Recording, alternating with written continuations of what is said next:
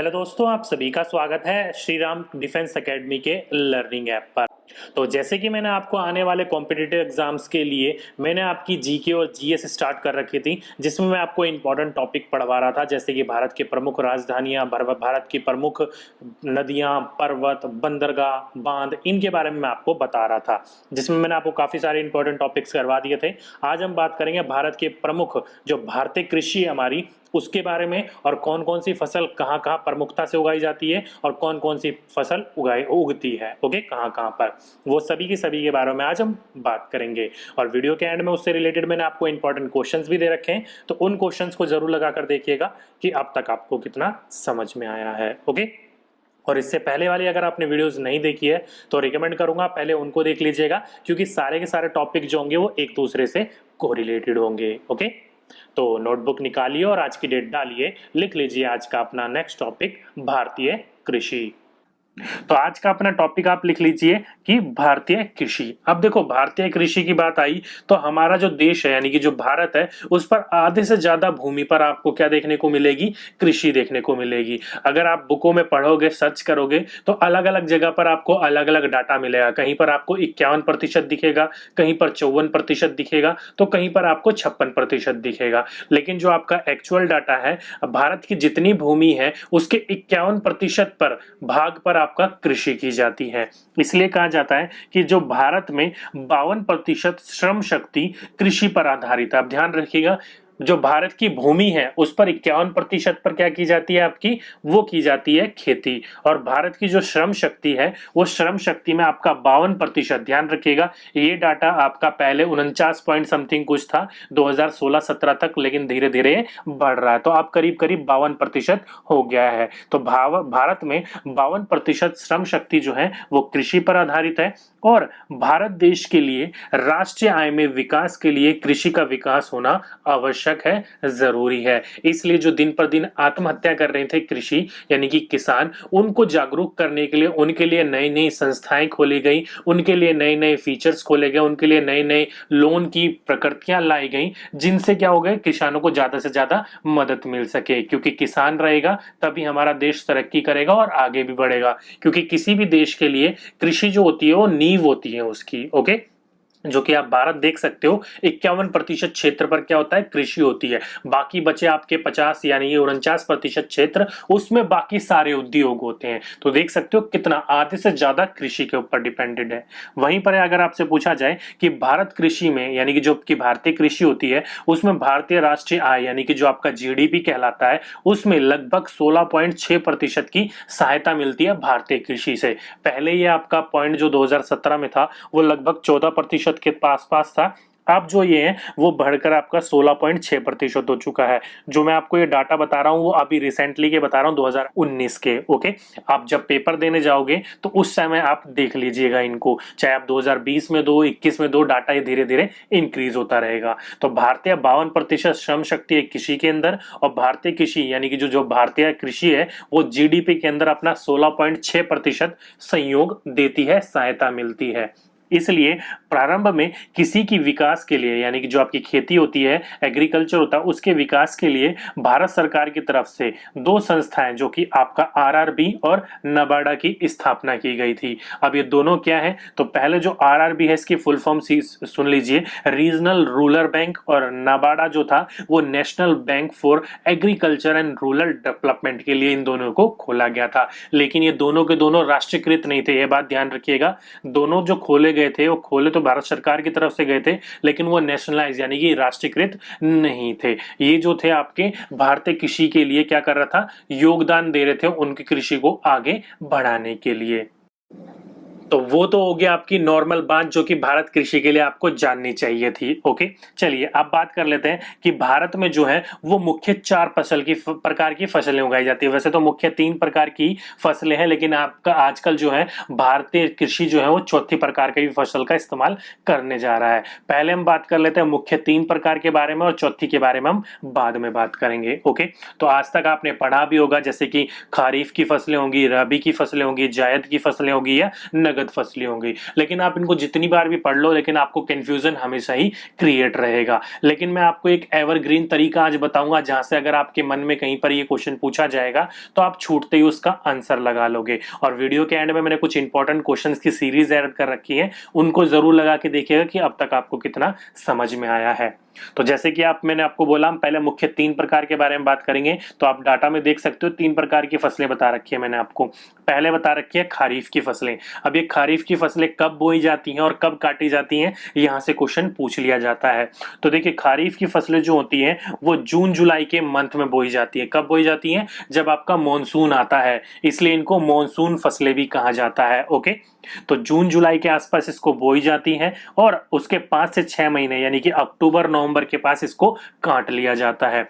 जो फसल बोई जाएंगी वो अधिकतर 5 से 6 महीने के भीतर भीतर काट ली जाती हैं। जैसे कि खरीफ की फसलें देख सकते हो, जून जुलाई में आपकी बोई जाती हैं और काटी जाती है उसके 5 से 6 महीने के बाद अक्टूबर नवंबर के आसपास। क्वेश्चन पूछा जाता है, ध्यान रखिएगा। अगर आपसे पूछा जाए कि खरीफ की फसलें कौन कौन सी होती हैं तो आप देख सकते हो चावल, सोयाबीन, ज्वार, बाजरा, मक्का, कपास, गन्ना, ये सारे के सारे कौन सी फसलें हैं? ये वो आपकी फसलें हैं जो खरीफ की फसलें कहलाती हैं।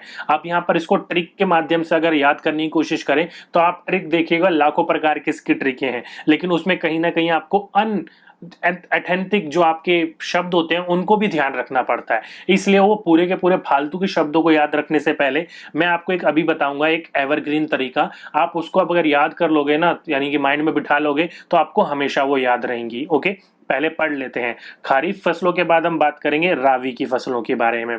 जायद फसलों के बाद में हम बाद में बात करेंगे, क्योंकि बीच में है, बीच की बात मैं अभी आपको बताऊंगा क्या है। देखो, राबी की फसलें जो होती हैं वो आपके जैसे कि खरीफ की फसलें काट ली जाती हैं, काटने के बाद खेत तो खाली रहेंगे नहीं, तो खाली रहने के लिए उनके लिए राबी की फसलें बोई जाती हैं। ओके, तो ये इन्हें आप अधिकतर विंटर क्रॉप भी कहते हो। कब बोई जाती हैं? तो ये अक्टूबर नवंबर के आसपास बोई जाती हैं और उनसे 5 से 6 महीने बाद काट ली जाती है, यानी कि मार्च अप्रैल के आसपास काट ली जाती हैं। पूछे जाए कौन कौन सी होती है आपकी रावी की फसलें, तो गेहूं, सरसों, मटर, चना, ये कौन सी होगी आपकी रावी की फसलें हो गई। अब देखो, इन दोनों को ध्यान में रखने के लिए क्या आपकी ट्रिक है। तो देखो, इन दोनों को ध्यान रखने के लिए कि कब बोई जाती है, कब काटी जाती है, तो देखो, जब भी आप आ से अनार, आ से आम ऐसे लिखते हो तो उसमें सबसे पहले क्या आता है? आ ई का खा गा, उसमें आपका क्या आता है? वो आता है पहले आपका खा आएगा। तो खरीफ की फसलें जो होंगी वो पहले बोई जाएंगी।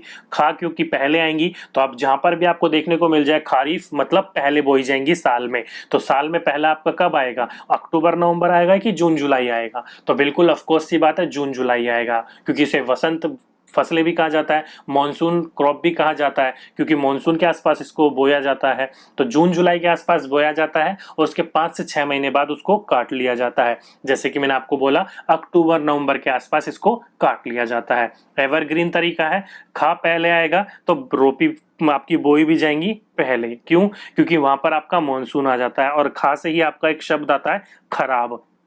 अधिकतर खराब चीजें कब होती हैं? जब नमी ज्यादा हो जाती है। जब नमी ज्यादा हो जाती है तो चीजें खराब हो जाती हैं। नमी को दूर रखने के लिए हम फ्रिज का इस्तेमाल करते हैं, क्योंकि उसको ड्राई रखता है, ठंडा रखता है। तो नमी कब आएगी आपकी? जब पानी होगा। पानी कब होता है? मॉनसून में होता है। तो आप उस तरीके से भी याद रख सकते हो इसको। ओके, अब जैसे ही फसलें काट ली जाती हैं वो उसके बाद बोई जाती हैं आपके 5 से 6 महीने बाद रावी की फसलें। जैसे अक्टूबर नवंबर में कटेगी खरीफ की फसलें, अब अक्टूबर नवंबर में खरीफ की फसलें बोई जाती हैं। अब देखो, इसे याद रखने के लिए क्या है, तो देखो, याद रखने के लिए आपको तरीका तो पता लग गया कब बोई जाती है और कब काटी जाती है। अब फसलों के बारे में बात कर लेते हैं। देखो, गेहूं, सरसों, मटर और चना, ये ऐसी फसलें हैं जो आपके रावी की फसलों में आएंगी, जो कि आपके मॉनसून यानी कि आप विंटर क्रॉप भी इन्हें कह सकते हो। गेहूं, सरसों, मटर और चना, इन 4 को ध्यान रखिएगा। अधिकतर आपका जो पूछा जाता है गेहूं और सरसों से पूछा जाता है, मटर और चना भी ध्यान रखने की आपको ध्यान नहीं, जरूरी नहीं है। 2 फसल तो आप ध्यान रख सकते हो, बाकी जितनी भी फसल बची वो खरीफ की फसलों में डाल दो आप। चाहे वो चावल हो, सोयाबीन हो, ज्वार हो, बाजरा हो, मक्का हो, कपास हो, गन्ना हो, कुछ भी हो, वो सारे आप खरीफ की फसलों में डाल दो। ओके, अब बात कर लेते हैं जायद की फसलें। अब देखो जायद की फसलों को मैंने इन दोनों के बीच में क्यों रखा गया है, क्योंकि ये जो फसलें होते हैं वो इन दोनों के बीच के समय में बोई जाती है, जो कि इनकी बोने का समय जो होता है वो मई जून के आसपास होता है। जैसे कि देखो खरीफ की फसलें जो होती है वो जून जुलाई के आसपास होती है, और जायद की फसलें भी इसी समय के आसपास बोई जाती हैं, मई जून के आसपास। और काट कब ली जाती हैं, तो उससे ज्यादा समय नहीं लगता, 2 से 3 महीने लगता है, जैसे कि मई जून जुलाई अगस्त के आसपास काट ली जाती है, इसलिए मैंने इसको बीच में रखा है। ओके, तो ध्यान रखिएगा जायद की फसलें वो मई जून के आसपास बोई जाती हैं, और जो कि आपकी जून जुलाई के आसपास काट ली जाती है। देखिए जा से क्या हो जाता है आपका जायद, और जा से क्या हो जाता है जल्दी, तो जल्दी बोई जाती हैं और जल्दी काट ली जाती हैं। तो मई जून में बोई जाएंगी, और क्यों, क्योंकि जून जुलाई के आसपास मानसून आ जाता है, जिसकी वजह से क्या हो सकती है, फसल खराब हो सकती है। तो खराब होने से बचाने के लिए क्या करते हैं, जल्दी से इसे काट लेते हैं। ओके, तो जा से जायद हो गया और जा से जल्दी हो गया, तो उस तरीके से आप ध्यान रख सकते हो। मई जून में बोई जाती है और इन दोनों के बीच में बोई जाती है। ओके, ये तो हो गया आपको ध्यान में रखने की बात। अब बात कर लेते हैं कि इनमें फसलें कौन सी बोई जाती हैं। बहुत सिंपल तरीका है। देखो अगर आप कहीं पर भी दिल्ली में यानी कि इंडिया में रहते हो, भारत में रहते हो, फॉर एग्जांपल ऊपर के स्टेटों को छोड़कर आप नीचे की तरफ रहते हो, तो मई जून जुलाई अगस्त ये 3-4 महीने जो होते हैं एकदम सड़ी गर्मी के होते हैं। आप सभी को पता है, चाहे आप यूपी में हो, बिहार में हो, दिल्ली में हो, हरियाणा में हो, कहीं पर भी हो, दिल्ली में आप कहीं पर भी देख लो, मई जून जुलाई अगस्त ये 3-4 महीने जो होते हैं, अगस्त के आसपास तो फिर भी बारिश आ जाती है, लेकिन मई जून जुलाई जो होते हैं इतनी सड़ी गर्मी होती है कि पूछो मत। तो सड़ी गर्मियों को दूर करने के लिए हम क्या खाते हैं अधिकतर, या तो देखो फसलों में तरबूज खाएंगे, खीरा खाएंगे, खरबूजा खाएंगे, ककड़ी खाएंगे। यानी कि जब आपकी सड़ी गर्मी पड़ रही होती है तो उस टाइम कुदरत का करिश्मा देखो कि उस टाइम ऐसे फसल उगते हैं जिनमें भरपूर मात्रा में पानी पाया जाता है। तरबूज ले लो, खीरा ले लो, खरबूजा ले लो, ककड़ी ले लो, भरपूर मात्रा में इनके अंदर पानी पाया जाता है। ओके, तो आप जब सड़ी गर्मी पड़ रही होती है तो हम पसीने की तरह बहाते हैं पानी को, उसकी पूर्ति करने के लिए हम इन फसलों को खाते हैं। तो देखते रहते हो आप, इस चीज से आप ध्यान रख सकते हो कि जो आपके जायद की फसलें होती हैं उनमें भरपूर मात्रा में पानी पाया जाता है। बस 2 चीज ध्यान रखिएगा, एक मूंग और एक उड़द, ये जो 2 फसलें हैं वो भी आपके जायद की फसलों के अंदर आता है। ओके, तो ये सिंपल वे था आपके फसलों को याद रखने का तरीका। 4 प्रकार के बताए थे, 3 तो मैंने आपको बता दिए, खरीफ, जायद और रबी। चलिए चौथे प्रकार के बारे में बात कर लेते हैं। चौथी फसल होगी आपकी नगदी फसल। अब ये नगदी फसल क्या होता है, तो देखो नगद एक तरीके से सेम चीज है, मतलब कोई सामान लिया तो हमने उसके पैसे लिए या दिए, नगद में सारा का सारा सौदा होता है। उसी प्रकार से जो फसल होती है वो केवल व्यापार के लिए किया जाता है, पैसे कमाने के लिए किया जाता है। आप बोल सकते हो कृषि के लिए इनकम का सोर्स ये होता है। तो आप सरल शाब्दिक शब्द में कहा जाए तो वह फसल जो व्यापारिक कृषि के फलस्वरूप व्यापार के लिए किया जाता है, मतलब व्यापार के लिए अपनी इनकम को बढ़ाने के लिए अब जो कृषि होता है वो इस्तेमाल करता है, जो फार्मर होते हैं वो इस्तेमाल करते हैं, उनको ही क्या कहा जाता है, नगदी फसल। अब ये इनके अंदर आपके वो फसल होते हैं अधिकतर जिनको देकर पैसा कमाया जाता है तुरंत, जैसे कि कपास हो गया, गन्ना यूपी में बहुत बड़े पैमाने पर इस्तेमाल किया जाता है। तो कपास हो गया, गन्ना हो गया, तंबाकू हो गया, गरम मसाले जो कि केरल राज्य के लिए बहुत महत्वपूर्ण चीज है, रबड़ हो गया, तो रबड़ देख लो, रबड़ भी क्या आपकी नगदी फसल के अंदर है। तो ये कुछ एग्जाम्पल थे आपके जो कि नगदी फसल के अंदर आते हैं, जो कि आपके नगदी फसल यानी कि पैसे के लिए इनको बोया जाता है। ओके, तो ये थे आपके 4 प्रकार के फसल जो कि भारत में पाए जाते हैं, और यहाँ पर आपके कौन कौन से फसल इंपॉर्टेंट है वो भी मैंने आपको बता दिए। तो पूरा का पूरा थियोरेटिकल पोर्शन तो हो गया। अब बात कर लेते हैं इससे इंपॉर्टेंट क्वेश्चन की कौन कौन से होते हैं। तो पहला क्वेश्चन देखो क्या बोल रखा है कि निम्नलिखित में से कौन सी नगदी फसल है। तो मैंने आपको नगदी फसल में बताया था रबड़ हो गया, गरम मसाले हो गए, या फिर किसी भी प्रकार के उसी चीज में आपके आते हैं, जैसे कि गन्ना हो गया। तो यहां पर आप देख लो चावल, बाजरा, मक्का, तंबाकू। तो तंबाकू भी एक आपका क्या है, नगदी फसल का एग्जाम्पल है, जो कि अधिकतर हमारे साउथ में बोए जाते हैं भारत में। ओके, तो ऑप्शन नंबर 4 इसका बिल्कुल सही आंसर होगा।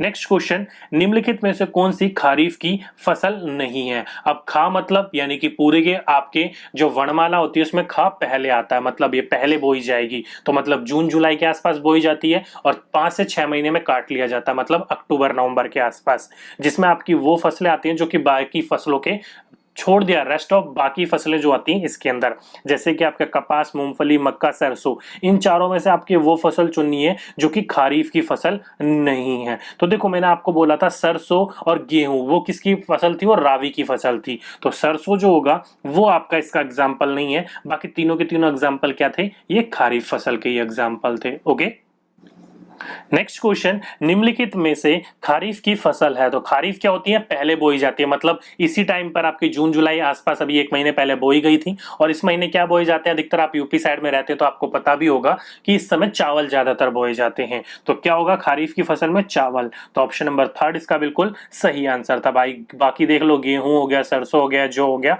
ये खरीफ की फसलें नहीं होती हैं। नेक्स्ट क्वेश्चन, दक्षिण पश्चिम मॉनसून में तत्काल बाद बोई गई फसल को क्या कहते हैं, यानी कि दक्षिण पश्चिम मॉनसून जो होता है, यानी कि जो दक्षिण पश्चिम मॉनसून होता है वो कब आता है, वो जून जुलाई के आसपास होता है। तो जून जुलाई के आसपास कौन सी फसल बोई जाती है, यानी कि मॉनसून के बाद, तत्काल बाद। तो जैसी मॉनसून आता है उसके बाद ही बोई जाती है आपकी, वो कौन सी फसल होती है आपकी, मैंने बताया था मॉनसून फसलें भी कहा जाता है उनको खरीफ फसलें। तो क्या होगा आपका, ऑप्शन नंबर 2 इसका बिल्कुल सही आंसर होगा। तो ध्यान रखिएगा, इस प्रकार से भी क्वेश्चन आपसे पूछे जा सकते हैं। नेक्स्ट क्वेश्चन, केरल राज्य विश्व भर में किसके उत्पादक के लिए जाना जाता है। तो आपकी जो होंगे स्टेट्स होते हैं हमारे भारत, वो किसी ना किसी क्रॉप के लिए जाने जाते हैं, अपनी अधिकतम मात्रा का उपज के लिए। तो वो मैं आपको एक अलग से वीडियो प्रोवाइड करवा दूंगा, अच्छी तरीके से समझाऊंगा कि कौन सा स्टेट किस प्रकार के ग्रेन को ज्यादा से ज्यादा उगाता है। ओके, तो केरल जो उगाता है वो सबसे ज्यादा मसालों के लिए जाना जाता है। तो ऑप्शन नंबर 3 इसका बिल्कुल सही आंसर होगा, गरम मसाले। नेक्स्ट क्वेश्चन, उत्तर प्रदेश की प्रमुख फसल है, इंपॉर्टेंट क्वेश्चन है। उत्तर प्रदेश क्या है, तो उत्तर प्रदेश की प्रमुख फसल है, तो कौन सा होगा, मक्का, गेहूं, चावल या कपास। तो ध्यान रखिएगा, जो गेहूं होता है वो उत्तर प्रदेश की प्रमुख फसलों में से माना जाता है। नेक्स्ट क्वेश्चन, खरीफ की फसल काटी जाती है, तो खरीफ की फसल आपकी पहले उगाई जाती है जून जुलाई में, और काटी उनके 5 से 6 महीने यानी कि आपके अक्टूबर नवंबर के आसपास काटी जाती है। तो देखो एग्जाम्पल में अक्टूबर तो है नहीं, लेकिन नवंबर है, तो ऑप्शन नंबर 2 इसका बिल्कुल सही आंसर होगा। नेक्स्ट क्वेश्चन, निम्न में से कौन सी रावी की फसल नहीं है। तो रावी की फसल क्या होती है आपकी, विंटर क्रॉप होती है, जो कि अक्टूबर नवंबर के आसपास बोई जाती है। और अक्टूबर नवंबर के आसपास कौन सी फसल बोई जाती है, तो गेहूं हो गया, जौ हो गया, मटर हो गया या फिर जूट हो गया। तो आपसे यहाँ पर क्या पूछा गया था, कौन सी फसल नहीं है, तो गेहूं, जौ, मटर, ये तीनों के तीनों आपकी रावी की फसल होगी, लेकिन जो जूट होता है वो आपका नहीं होता है ये रावी की फसल में। तो ऑप्शन नंबर 4 इसका बिल्कुल सही आंसर होगा। ओके, तो ये थे आपके कुछ इंपॉर्टेंट क्वेश्चन और आपका पूरा का पूरा थ्योरेटिकल पोर्शन। अगर आपको ये सारी चीजें समझ में आ गई होंगी तो बहुत अच्छी बात है, अगर नहीं तो मैंने आपको जो ट्रिक बताई है उस अनुसार पढ़ लीजिएगा, नहीं तो आपको मैं एक ऐसी ट्रिक बता दूंगा अलग से, जो कि आप फसल को आराम से ध्यान रख सकते हो कि कौन सी फसल कहां पर है, कौन सी फसल कहां पर नहीं है। वो ट्रिक बोलोगे तो मैं आपको वो ट्रिक भी पढ़ा दूंगा, लेकिन उसमें क्या है, आपको फालतू की चीजें और भी ध्यान रखनी पड़ेंगी। ओके, अगर आपके फिर भी माइंड में है कि नहीं सर बता दीजिए, तो कमेंट बॉक्स में लिख दीजिएगा, मैं आपको वो ट्रिक भी बता दूंगा किस प्रकार से आप उन फसलों को ध्यान में रख सकते हो। ओके, तो ये थी दोस्तों आज की हमारी पूरी की पूरी थियोरेटिकल पोर्शन और उससे रिलेटेड कुछ इंपॉर्टेंट क्वेश्चन। अब जैसे कि मैं आपको बोलता हूं कि नीचे कमेंट बॉक्स में जरूर लिखकर बताइएगा कि टोटल क्वेश्चंस में से आपके कितने क्वेश्चन सही हुए, ताकि आपका मुझे फीडबैक मिल सके और मैं भी ये जान सकूं कि जो मैं आपको पढ़ा रहा हूं वो आपको कितना समझ में आ रहा है। ओके, तो दोस्तों आज की वीडियो में बस इतना ही। बाकी कोई सजेशन हो, बाकी कोई सुझाव हो तो नीचे कमेंट बॉक्स में कमेंट जरूर करिएगा। आपके सुझाव पर अगर अच्छा हुआ तो जरूर विचार किया जाएगा। ओके, तो दोस्तों आज की वीडियो में बस इतना ही। आपसे फिर मुलाकात होगी एक नेक्स्ट टॉपिक में, एक नेक्स्ट लेक्चर के साथ। जब तक के लिए कीप स्टडी।